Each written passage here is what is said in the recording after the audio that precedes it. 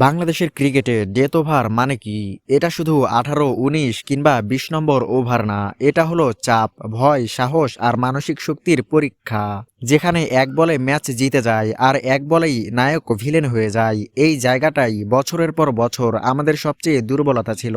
সেই অভাব এতদিন একা সামলাচ্ছিল মুস্তাফিজুর রহমান, এবার খুঁজে পাওয়া গেল ফিজের সঙ্গী। তিনি আর কেউ নন, তিনি হলেন রিপন মণ্ডল।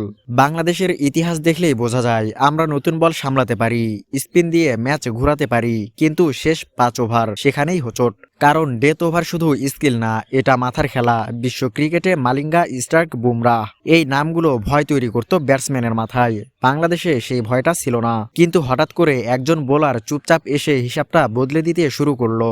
রিপন মণ্ডল কোনো হাইপ নিয়ে আসেননি, না ছিল কোটি টাকার আলোচনা, না ছিল মিডিয়ার অতিরিক্ত ক্যামেরা, ছিল শুধু একটা বল, একটা রান আপ আর একটা লক্ষ্য, ইয়র্কার।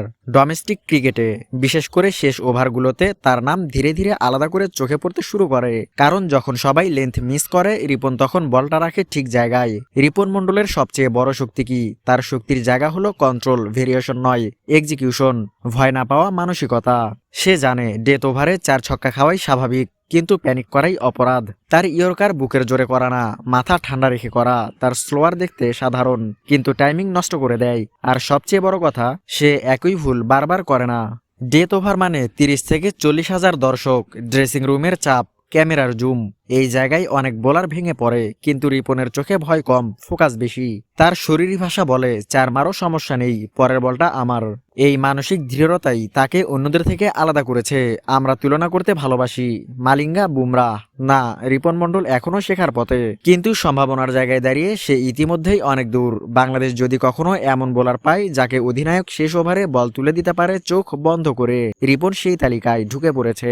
বাংলাদেশ জাতীয় দলে ডেথ ওভারের জন্য নতুন নাম দরকার, নাম নয় ভরসা। রিপন মণ্ডল এখন সেই প্রশ্নটা তুলছে, আমাকে কেন নয়? সঠিক গাইডেন্স, সঠিক ম্যাচ এক্সপোজার পেলে সে হতে পারে লং টার্ম সলিউশন।